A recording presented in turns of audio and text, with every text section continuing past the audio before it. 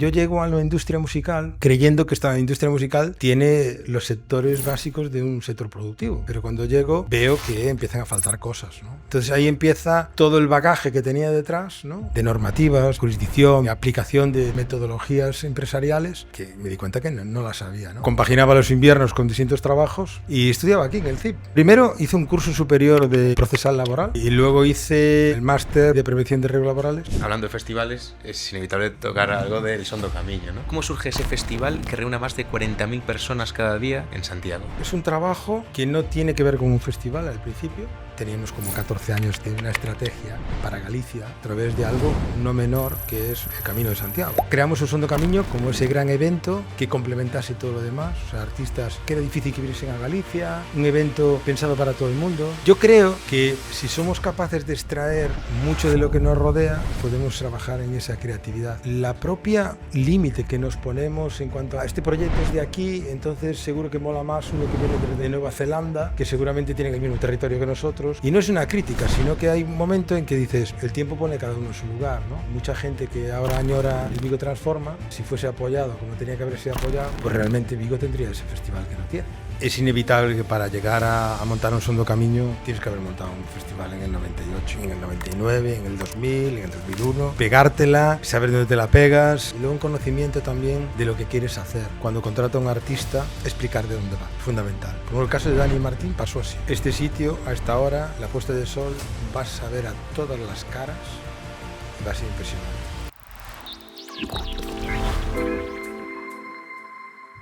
Hoy nos acompaña una de las figuras más influyentes del panorama cultural de nuestro país. En cierto modo, hoy traemos a nuestra casa una parte de O Son do Camiño, de Portamérica, de Xoel López o de Vetusta Morla. Pero para nosotros esto va mucho más allá. Hoy recibimos a un exalumno de CIP que ha construido una carrera profesional brillante. Kim Martínez es fundador y director de Esmerarte Industrias Creativas, director de Portamérica y cofundador de O Son do Camiño, el festival que marca cada verano y se ha convertido en el mayor referente del ocio juvenil en Galicia. A lo largo de su larga trayectoria ha sido y sigue siendo manager de artistas como Xoel López, Vetusta Morla o Carlos Andes.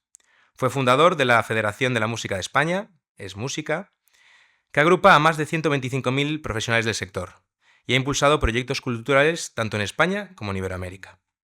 También ha producido y dirigido largometrajes documentales como Cocinando en el fin del mundo o Esa maldita felicidad. Y por último, en 2024 recibió el premio da Cultura Galega en la categoría de música. Para nosotros, lo más especial, fue alumno del Máster de Prevención de Riesgos Laborales, aquí en CIP. Muchas gracias, Kim, muchísimas gracias. Y bueno, yo he dicho un poco cosas que has hecho, pero quería que nos contases pues, cómo empezó Kim, es decir, cuáles fueron sus primeros inicios en el mercado laboral. Nos comentabas un poquito. Bueno, pues muy variopinto. Bueno, antes de nada, pues estoy encantado de estar aquí, la verdad. Hace muchísimos años que forma parte de mi vida, eso cuando la formación, incluso en aquel momento, formación que yo nunca pensé que iba a utilizar en lo que me iba a dedicar después. Pero como no sabía a qué me iba a dedicar, y aún sigo en ese camino, porque es encontrándome también cada día con nuevos retos. Y la verdad es que yo inicié todo esto mi periplo laboral fue muy joven. Yo nací en una aldea, en el concello de Briallos, en concello de Portas, en Briallos, ¿no? Y bueno, pues ahí ya lo que es el concepto de trabajar, si hay campo, si hay ganado, si hay viñas, si hay todo lo que es el trabajo relacionado con el campo, pues empiezas bastante joven, ¿no?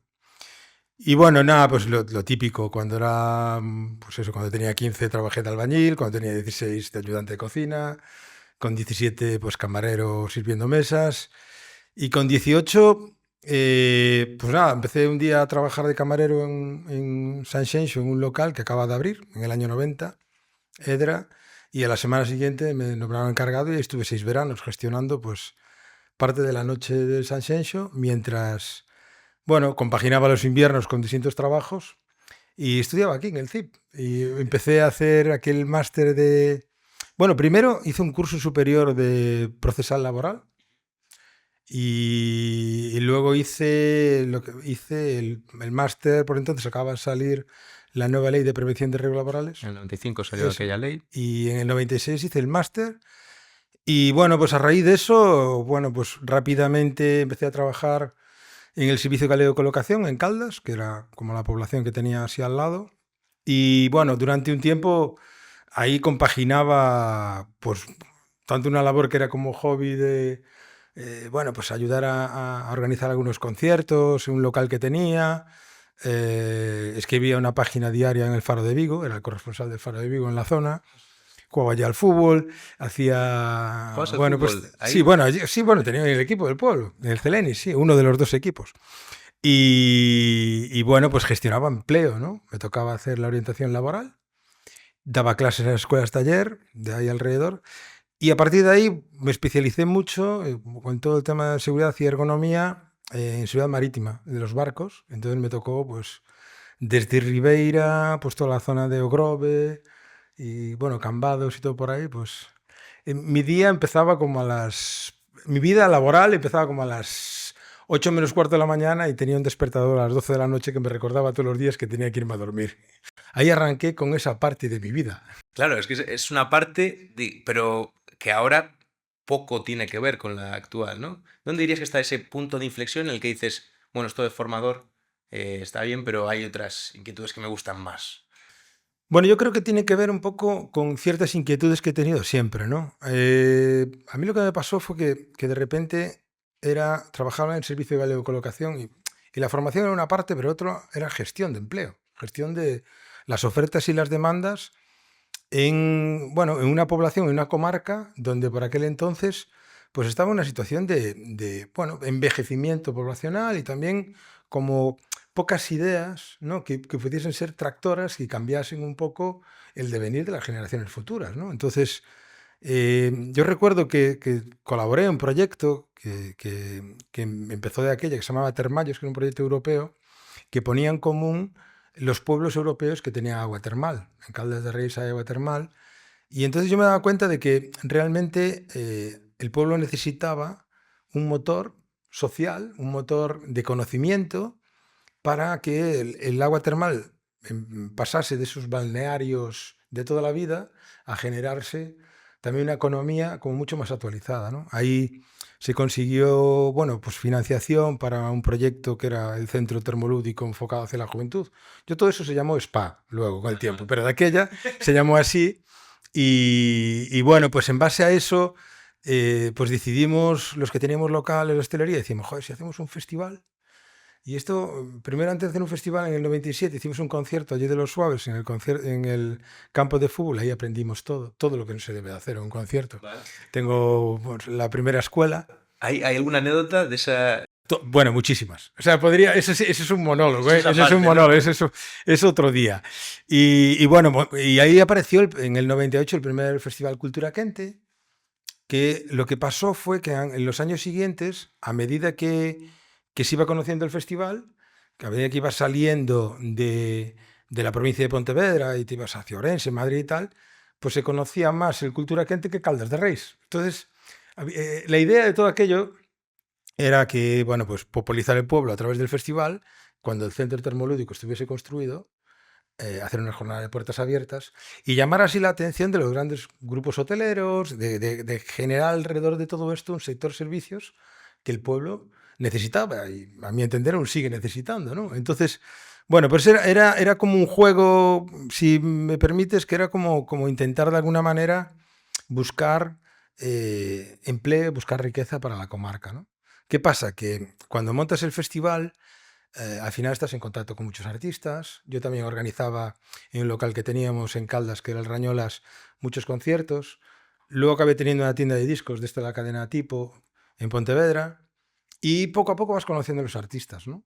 Vas conociendo a los artistas, vas conociendo un poco cómo, bueno, cómo funciona, ¿no? Y lo que era un hobby, a veces, bueno, yo ayudaba mucho a Miguel del Náutico. Antes, cuando Miguel en el Náutico hacía muy pocas cosas, aquello era un bar nada más, y yo iba y le ayudaba un poco a microfonear a los artistas. Yo recuerdo la primera vez que vino Miguel Conejo a tal, y que luego Miguel Conejo es Leiva, pero, venía como Miguel en un grupo y tal, y entonces yo contactaba con muchos grupos de Madrid y, no, veniros a un local allí en el Náutico y tal. Pues por eso con el tiempo acabamos montando bueno, haciendo ese documental, ¿no? que hicimos, que es El refugio de los músicos, en el Náutico do Grove, ¿no? Y bueno, pues la verdad es que hubo un momento en que yo creo que mis inquietudes iban por otro lado y me di cuenta de que también todo lo que era la parte, yo había estado trabajando también en jugada de lo social, haciendo las prácticas también de un curso que hice aquí, que era de procesal laboral y aparte, bueno, todo lo que es la continuidad de relaciones laborales que había hecho. Y me di cuenta de que mi vida iba por otro lado, ¿no? A veces en la vida uno, cuando le preguntas a tus hijos o tus padres te preguntaban a ti, oye, ¿qué vas a hacer en tu vida? Y hay un punto ahí como, bueno, yo voy a hacer todo lo que me digas, pero va a haber un momento en que voy a hacer lo que me dé la gana, ¿no? O lo que pueda, ¿no? Y yo creo que sin seguir ningún mandato ni consejo sabio, al final me di cuenta de lo que hacía no me hacía feliz. Yo desde hace bastante tiempo ya mi vida he decidido que tiene que tener como esas cuatro cosas que son el riesgo, el rigor, que tenga un sentido y que me haga feliz. Y claro, como uno alcanza o llega, sí, sí, pero te puedes plantear esto y cómo vas, ¿no? O cómo llegas, ¿no? Pues yo creo que, mira, era la época que no había LinkedIn, no había ninguna red social. Estamos allá por 2001 y claro, yo embotellaba licor café en Briallos y tenía unas botellitas muy pequeñas que les llevaba unas jaulas de estas como llevaban los sifones de antes, pero unas jaulas pequeñas, unas cajas y tal, y iba con un tintineo y cada botella de licor café llevaba una etiqueta pegada con mi nombre y también llevaba una etiqueta que podías extraer. Y eso era mi LinkedIn. Entonces ahí me pasaba pues semanas enteras, iba visitando gente y le iba dejando, era aquí en el de Licor Café, por todas las oficinas de los artistas, de promotores, de periodistas y de tal.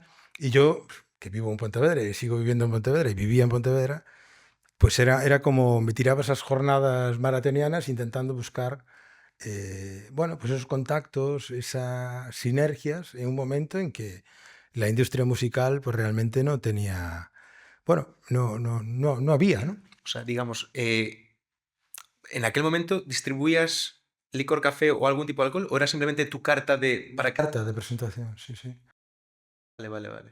Bueno, hay una actividad que creo que no he contado mucho, que no aparece en ningún currículum, es durante un verano, o sea, y con eso compré un coche, con los beneficios de, Caray. bueno, de 2 veranos, en realidad porque fueron 2 temporadas largas, porque empecé tarde, llegaba a los bares y todo el mundo preguntaba, ¿cuándo juega el Madrid? ¿Cuándo juega el Celta? ¿Cuándo no sé qué y tal? Y entonces dije, joder, hay que hacer un calendario de fútbol para los bares, ¿no? Entonces diseñé un calendario de fútbol y era personalizado con una serie del establecimiento donde lo tenía. Entonces, claro, Balaidos tiene el Don Balón, el otro, todo tal. Pero lo hice por todo Galicia y repartía esos calendarios y por detrás ponía la pegatina de cada una de las cafeterías. Entonces, de aquella eran pesetas, y entonces era 80, 20.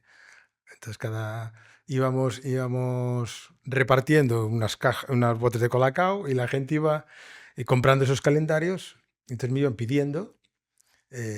Mm, el teléfono lo atendía mi abuela, que siempre le decía, no intentes venderle nada, apunta el nombre del bar.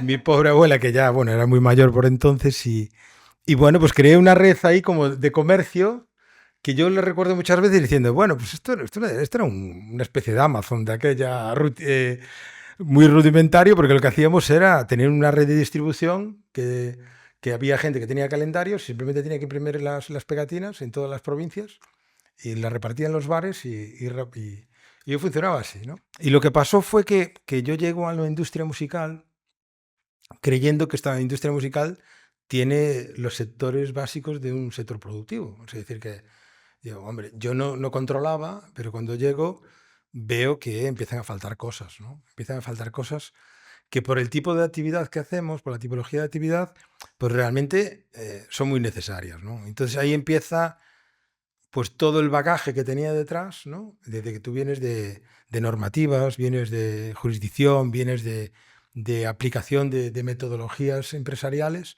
y en este sector, pues que me di cuenta que no las sabía, ¿no? Y ahí es donde empieza también la inquietud por generar nuevos modelos a la hora de trabajar, ¿no? A la hora de dirigir a las carreras de estos artistas, Y luego, sobre todo a nivel sectorial, ¿no? Yo me di cuenta de que, joder, no somos un sector productivo si no tenemos datos, si no tenemos un observatorio de datos, si no tenemos, eh, pues eso, el quién es quién de todo esto, ¿no?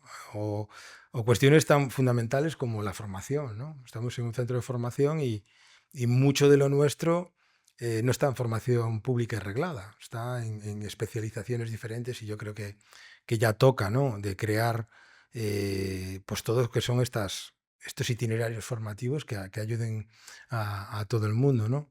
A mí muchas veces me dice, joder, ¿pero qué hay que estudiar para ser manager? Y digo yo, ¿qué hay que no? Dime lo que no hay que estudiar que acabo antes, ¿no? Porque tienes que saber desde técnica de tecnología vinculada a la industria, idiomas, contabilidad, empresariales, psicología, estrategia, bueno, de conocimiento del marketing.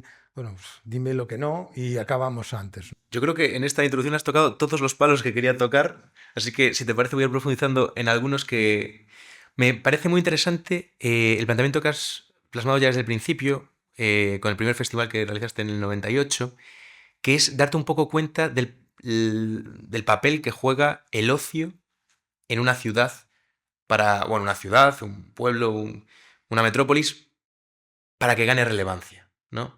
Entonces, ¿qué papel juega para ti el ocio, la cultura, la música en una sociedad? Y, por ejemplo, ¿qué se te ocurriría que podríamos hacer aquí en Vigo para potenciarlo? Yo creo que la cultura es un bien esencial.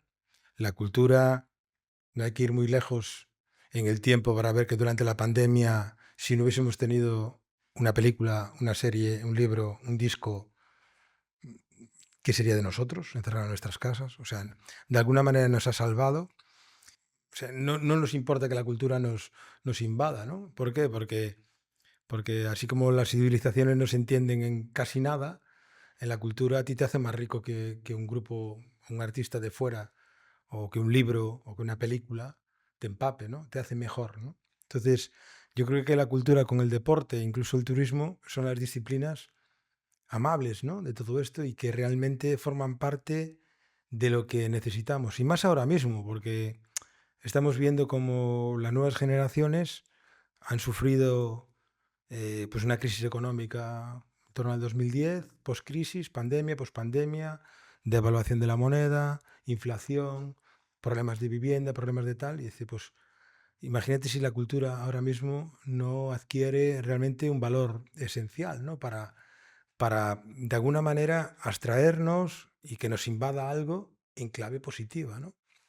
Yo, ese valor de la cultura como bien esencial me parece que es primordial.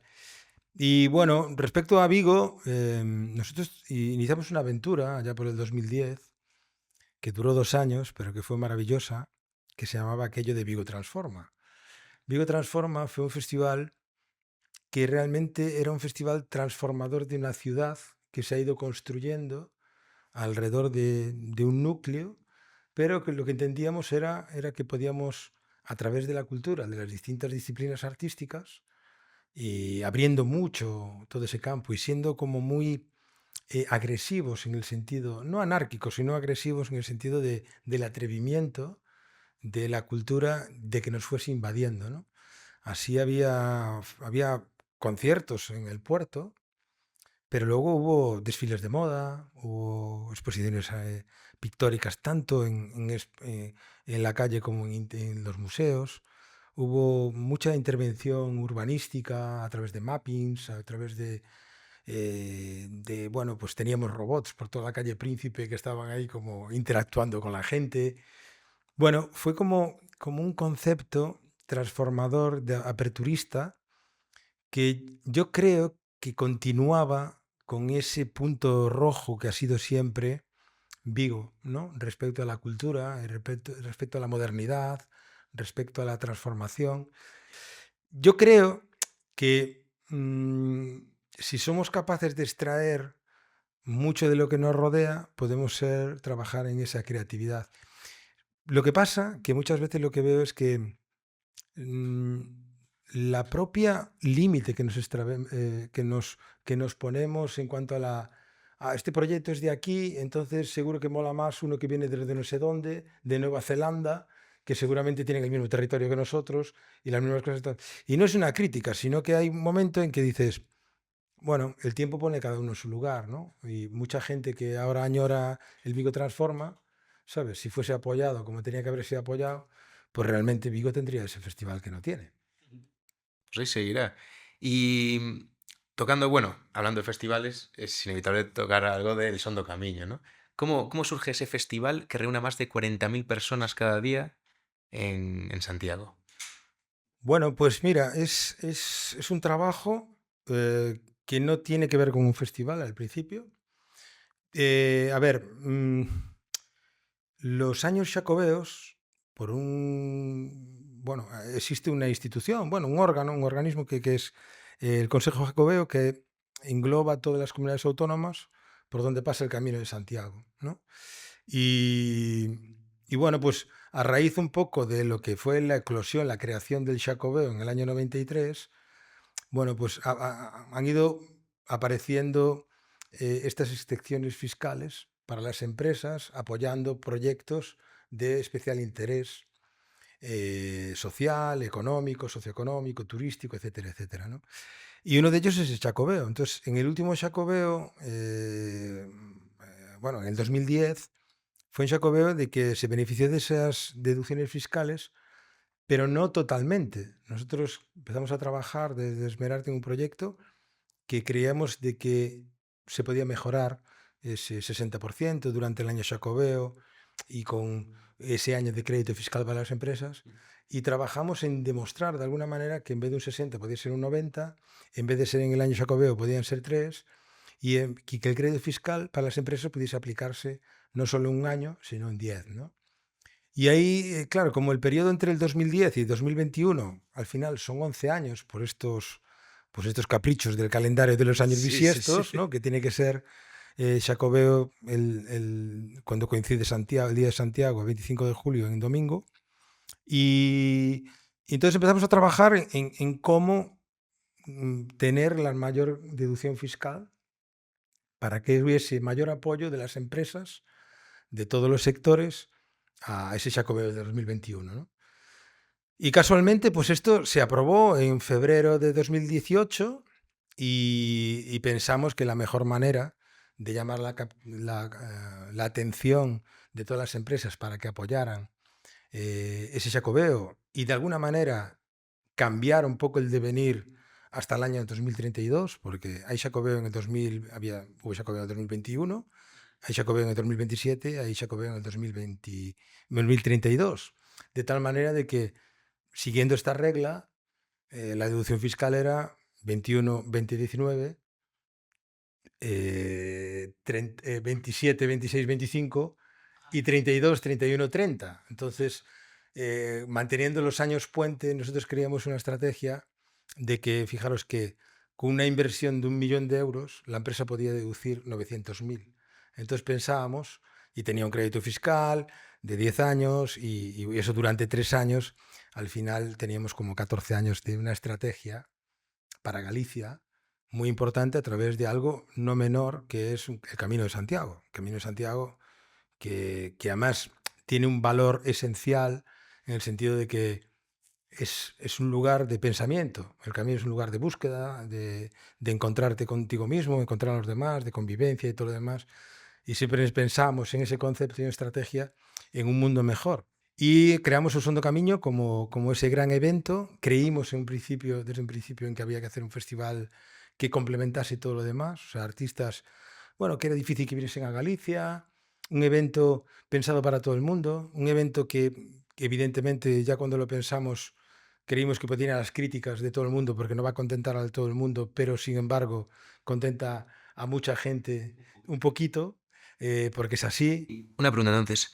Digamos, esas deducciones fiscales son importantes porque es importante la participación de empresas, pues, por ejemplo, como Estrella Galicia o Gadis en la celebración de este evento. ¿O te refieres a nivel general en lo que es el Xacobeo a nivel cultural? Todo.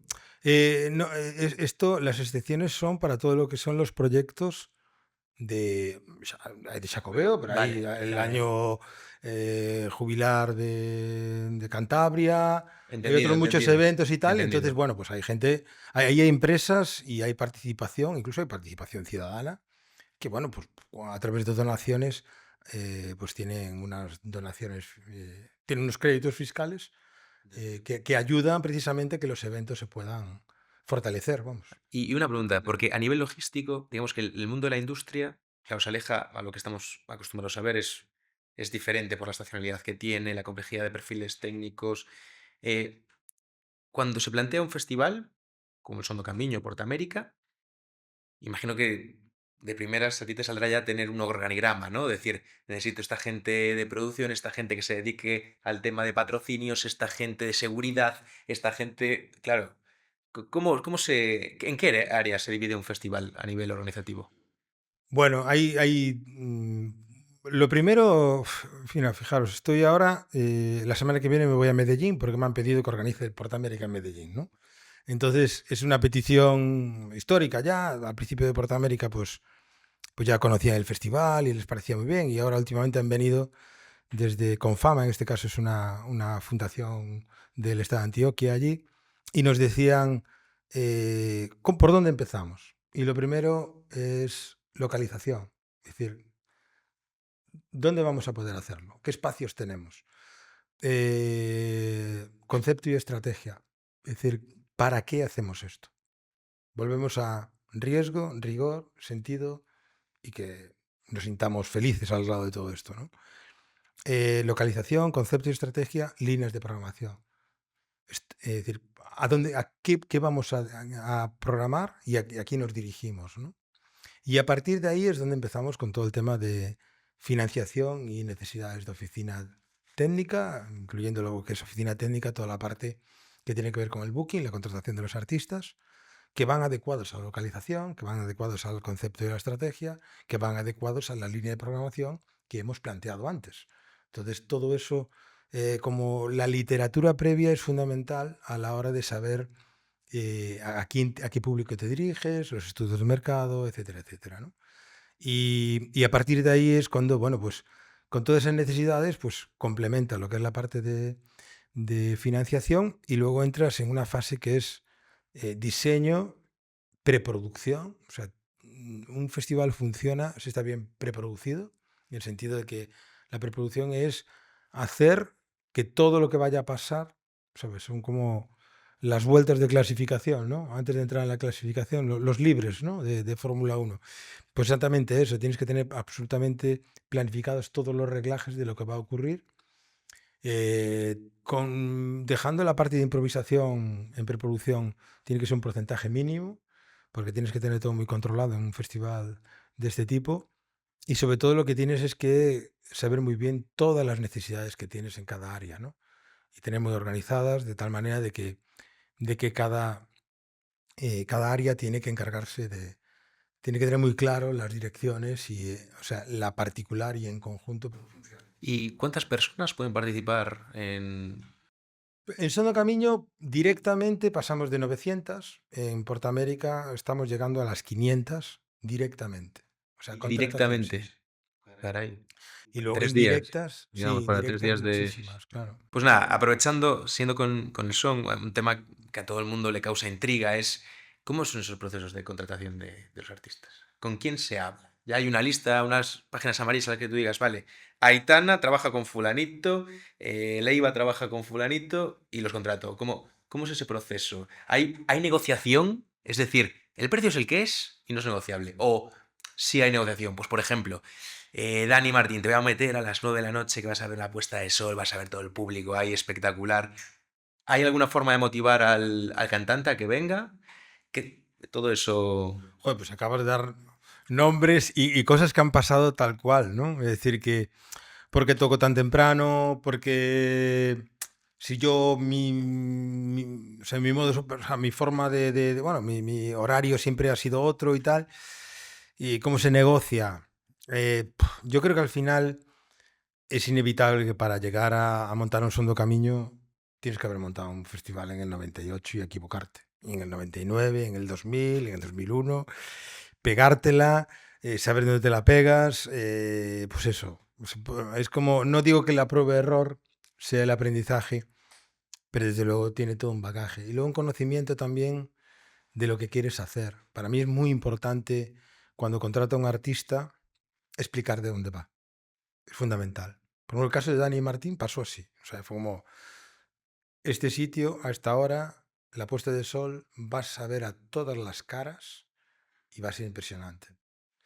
Y digo yo, no, pues que, no, no te preocupes, es que yo soy manager de Vetusta Morla y tocó y me decían lo mismo, porque tocamos tan pronto y cuando tocaron y vieron esto, dije, es impresionante, un montón de gozo, porque claro, como está escalonado, al final acabas viendo las caras de todo el mundo y parece que las tienes ahí y es impresionante, porque tú normalmente lo que haces es ver las caras de las primeras filas, pero en Monte de Gozo estás viendo a todo el mundo, ¿no?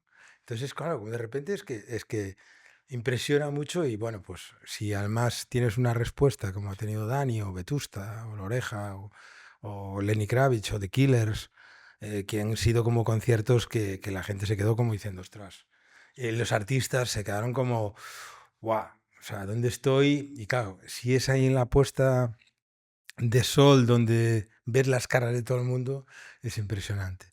Y bueno, y a nivel de contratación, hombre, a ver, hacer un festival como Sondo Camiño o Portamérica o cualquier festival de varios días, teniendo en cuenta de que hay, bueno, mucha programación, conseguir que durante 3 días tengas 3 cabezas de cartel, 3 segundos cabeza de cartel, 3 terceros cabeza de cartel, que sea uno de urbano, que sea otro de rock, que sea otro de pop, que sea de tal, que haya la cuota española, que haya la cuota gallega, que haya la cuota de donde haya mujeres, donde haya no sé qué, donde haya grupos emergentes, o sea, al final, o sea, todo esto es como, bueno, es un poco encaje de bolillos que empieza, yo creo que empieza en el momento que tienen la oportunidad de contratar a alguien. O sea, a mí me dicen ahora mismo, hay que contratar, sale la gira de fulanito de tal para el 27 y estoy contratándolo para el 27.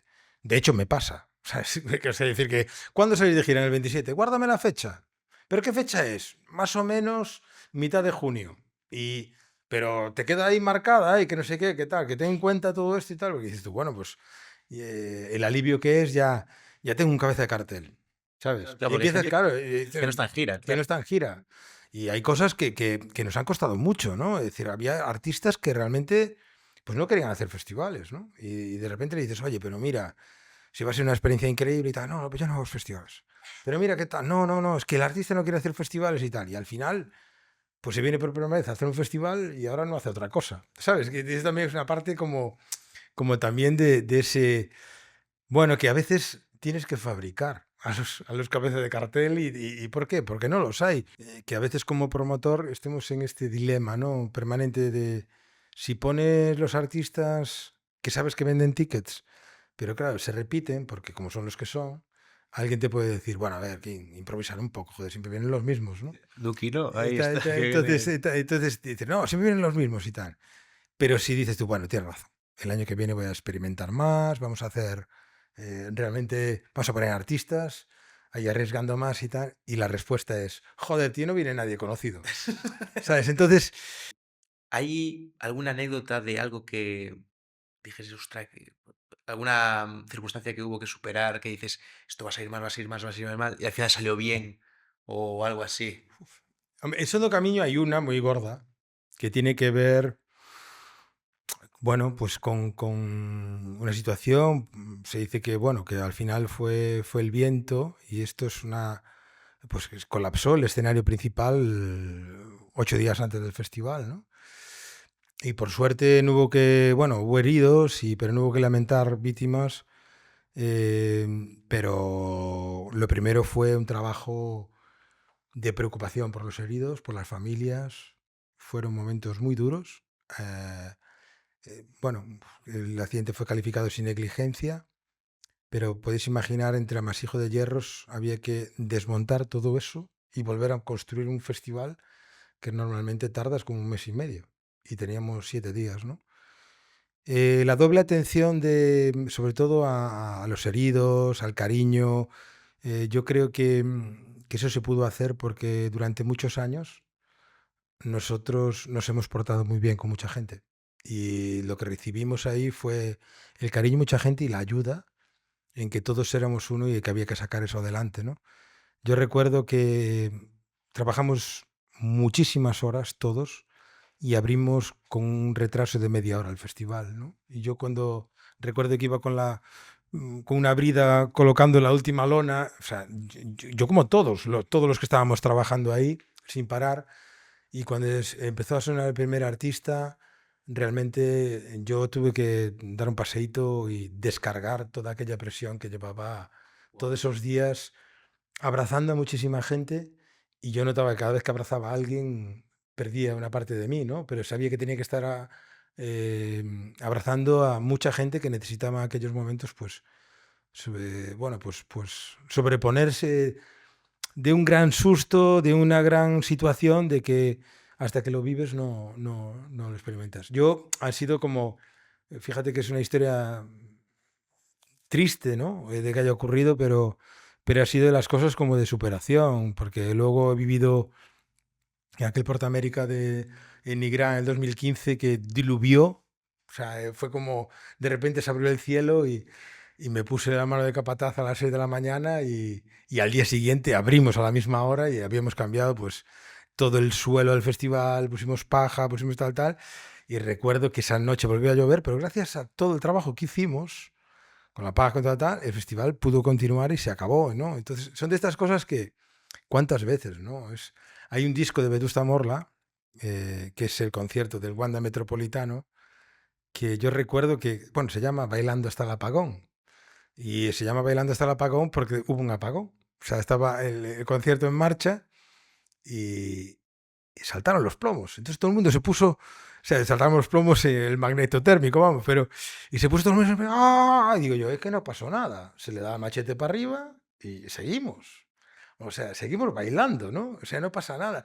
Es decir, porque claro, yo venía de que la semana anterior acababa de vivir lo que acaba de vivir, y entonces dije yo, mira, vamos a relativizar un poco, que estas cosas son como tal. Y hablando de eso, ya de las personas dentro del sector, bueno, ligándolo con la formación, ¿hay algún perfil que te cueste mucho encontrar dentro de...? Muchísimos. O sea, yo creo que a nivel de formación, nosotros, este sector necesita muchísimos perfiles, muchísimos. O sea, decir, managers. O sea, el problema que estamos ¿Qué es un teniendo, manager? claro, el manager es el que coordina todo lo que es la carrera del artista. Vale, carrera del artista, vamos a decir como, o sea, bueno, explicar un poco en 4 líneas fundamentales. Todo lo que es la parte fonográfica, que es lo del sello discográfico, lo que tiene que ver con la grabación, lo que tiene que ver con la parte que emana de la grabación de esa canción, ¿no? Hay toda una parte editorial que tiene que ver con los derechos de autor, todos esos derechos de la propiedad intelectual, ¿no? Todo lo que tiene que ver con el directo y todo lo que tiene que ver con, bueno, pues con otros negocios que pueden ser el merchandising, que pueden ser incluso sincronizaciones, participaciones en campañas publicitarias, contratos de imagen, etcétera, etcétera, ¿no? Bueno, pues un manager es el que tiene que coordinar pues todo lo que es, todas esas partes fundamentales del negocio del artista, cuidar al artista, hacer una estrategia del artista para que su carrera tenga un presente y un futuro controlado, de tal manera de que, bueno, ahora hacemos esto, ahora paramos, ahora hacemos esto otro, ahora es el momento de abordar este otro tema que teníamos aparcado, ahora vamos a tal, es decir, rellenar de alguna manera los espacios para que la dirección estratégica del artista, o sea, la carrera del artista, sea sostenible, alcance el posicionamiento que previamente se ha pactado. Esto quiere decir que muchas veces no todos los artistas quieren acabar tocando en un estadio. ¿Sabes? Que mucha gente dice, no, el éxito es tocar en un estadio. No, el éxito es vivir de la música como tú quieres, ¿no? Entonces, es decir, bueno, pues saber medir, ¿no? Controlar los tiempos, las emociones, las inquietudes. O sea, decir, estoy preocupado porque de repente no está pasando lo que quiero que pase. Y digo, bueno, sí, pero espérate, pues estamos haciendo esto, vamos a corregir, vamos a aplicar aquí esto y lo otro, y para poder seguir manejando la situación, no siempre como quieres. Los managers no tenemos la varita mágica. Pero bueno, si tenemos experiencia, si tenemos bueno, pues herramientas, ¿no? Con los equipos de trabajo que tenemos detrás, al final pues bueno, pues las cosas van saliendo, ¿no? A mí me da mucha pena, que también tiene que ver con el tema del talento, es realmente la cantidad de profesiones que necesita este sector para que todo el talento pueda tener cabida. A mí me llegan muchos proyectos a la semana de gente, sí, sí, de gente que me dice, oye, ¿por qué no me llevas tú? ¿Por qué no entro en Esmerarte? ¿Por qué tal? Porque tengo este disco, tengo tal. Y yo procuro escucharlo casi todo, ¿no? Pero todo lo que me llega. Pero hay un momento ahí que dices, yo no puedo. O sea, yo no puedo vestir un santo para vestir otro. Yo esto que tengo que ser honesto, yo tengo una capacidad para poder, bueno, cuando digo yo, es todo el equipo, ¿no? Pero, pero, pero esto es, es importante porque luego cuando me pongo como promotor me doy cuenta que necesitaría mucho más artistas, ¿no? Que industrialmente fuesen sostenibles, ¿no?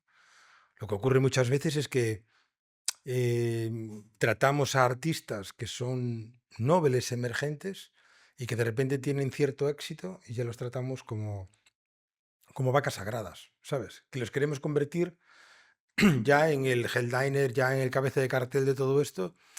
Y a veces lo que hacemos es malograr un poco su carrera, ¿no? Porque aparte de una formación artística, una formación escénica, una formación a la hora de superar ciertos, bueno, miedos, ¿no? O ciertos respetos o ciertas exposiciones al público, al gran público, también tiene que haber un conocimiento de cómo funciona la industria, ¿sabes? Porque si no, muchas veces es como, yo tiro para adelante y creo que estoy haciendo lo correcto y de repente, pues al final me estoy quemando, ¿no? Y eso somos responsables toda la cadena, porque necesitamos esos artistas, ¿no? Que de repente estén ahí y venga y para adelante y para adelante y para adelante, pero claro, al final, si no hay una formación por parte de los equipos que tienen que ayudar en la construcción de esa carrera, pues de repente nos encontramos a veces hasta con juguetes rotos, ¿no? Que no saben, ¿sabes? Que es un problemón, ¿no? Y aprovechando que hablábamos de talento, porque quizás ahora con las redes sociales, pues, y la capacidad de comunicación, la gente también tiene más tiempo, cada vez tendrá más tiempo, porque se reduce la jornada laboral, etcétera, etcétera. Tendrá más tiempo para el ocio, tendrá más tiempo pues, para ir a eventos, festivales, conciertos, etcétera. Quería preguntarte, ¿qué papel crees que juegan las redes sociales en la industria de la música hoy en día? Las redes sociales ahora mismo generan algo aspiracional que muchas veces en las carreras es como muy necesario desde el punto de vista del marketing y de la difusión, de la comunicación, pero también puede generar mucha frustración, ¿no? En todo esto, ¿no? Entonces, yo creo que está el equilibrio, ¿no? Yo creo que ahora mismo ese papel de todo el marketing digital y todo lo que es la comunicación, la interacción con el propio, con los fans, con todo lo que son el entorno de los artistas y todo lo demás, ya no hay vuelta atrás, forma parte del ADN, ¿no? Ahora mismo, de hecho, ya no es la canción es lo importante, lo que te mueve, lo que tal, pero lo importante es todos los recursos, todas las campañas, toda la estrategia que rodea el lanzamiento de esa canción para que llegue a la máxima difusión posible. Ya no vale con una canción buena, ya Y la tiene que canción es ponerse en buena, TikTok, ¿no? exactamente, claro. La canción depende de todo el marketing que le puedas poner y que a dónde pueda llegar, claro. ¿Y hay algún artista que te gustaría traer que no hayas traído todavía a alguno de tus festivales? Joder, pues mira, sí había uno que era Franco Battiato y el pobre se murió. Joder, pues siempre tenía ahí como tal y estuve a punto, se canceló, pero no se canceló porque estuviese enfermo, sino que se canceló porque no pudo ser. Pero yo que siempre, hay, bueno, hombre, hay artistas como Neil Young siempre, ¿no? Que dices, bueno, a ver cuándo toca, ¿no? Y claro, dices, "Oh, hostia, la última gira, no sé qué, tal.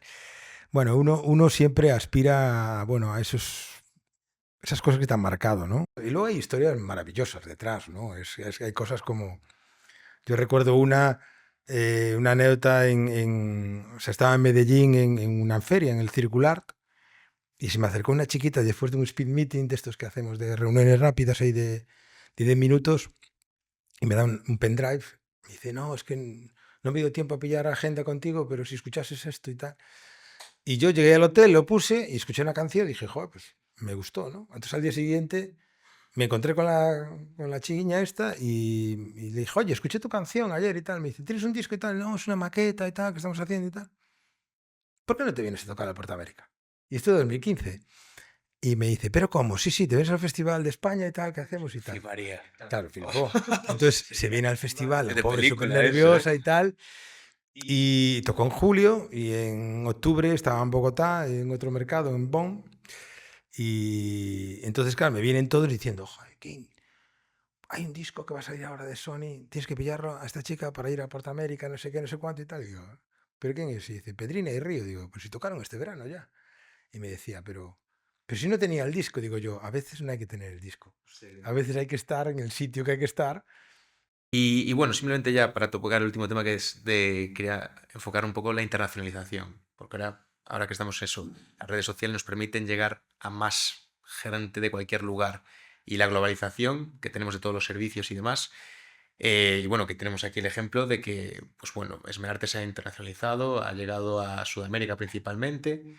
Comentabas antes que vais a hacer el Portamérica en Medellín. ¿Cómo haces para trasladar un festival de la cultura española a Sudamérica? Bueno, la verdad es que, a ver, la vinculación a Iberoamérica, esto es una historia que tiene que ver con de dónde vengo, ¿no? Yo al principio de todo esto hay una historia que viví de pequeño, que yo tenía un tío abuelo que venía todos los veranos a casa de mi abuela. Esto fue uno de los fundadores del Colegio de La Salle, en San Luca Barrameda. Entonces venía en verano con una maleta gris que venía cargada de libros, de planos, de atlas del mundo, de recortes de sopas de letras, de crucigramas, de muchas cosas. Y esa maleta era para mí. Entonces yo empapaba todo en eso, cómics de Roberto Alcázar y Pedrín, bueno, cosas de aquellos enciclopedias que había que tenían de todo. Empezaban con urbanismo, aritmética, geometría y un cacho de la Biblia y pasajes de tal, y matemáticas y de todo, de Sopena, de Del Vives, de Álvarez y tal. Y yo devoraba eso en los inviernos, pero hay una cosa que siempre me quedaba, que era que para mí, cada vez que leía un libro, y nombraban un lugar, iba al Atlas y miraba, ¿no? Entonces miraba una ciudad, pues estoy en Nueva York, en Manhattan, y entonces iba al plano de Manhattan y ahí vivía de todo eso y tal. Pues fíjate, hace no tanto tiempo, un día me llamaron a una charla en la Universidad de Anáhuac, en Cancún, y entonces estaba dando la vuelta allí, un retorno en la playa, en la carretera que va para la playa del Carmen, tienes que, o sea, bueno, dar el cambio de sentido, ¿no? Entonces paso por delante del Colegio de La Salle, que está al lado de Anáhuac, y digo yo, ostras, es que ahora entiendo por qué de pequeño yo ya viajé a Sudamérica desde el fallado de casa, viendo esos planos, porque La Salle se desarrolló en Latinoamérica, en toda Latinoamérica, ¿no? Entonces digo yo por eso, cuando llego a una ciudad, que aunque sea la primera vez que haya ido, ya sé cómo es. O sea, yo ya estuve en Lima de pequeño, y en México, en Buenos Aires, y en Caracas, y en tal, ya estuve de pequeño, ¿no?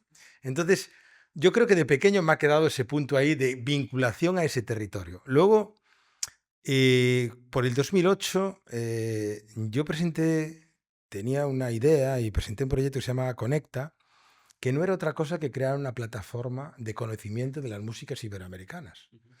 Esto en el 2008, bueno, pues fue como un poco locura, ¿no? A mí la gente me decía, bueno, pues que esto cómo se hace.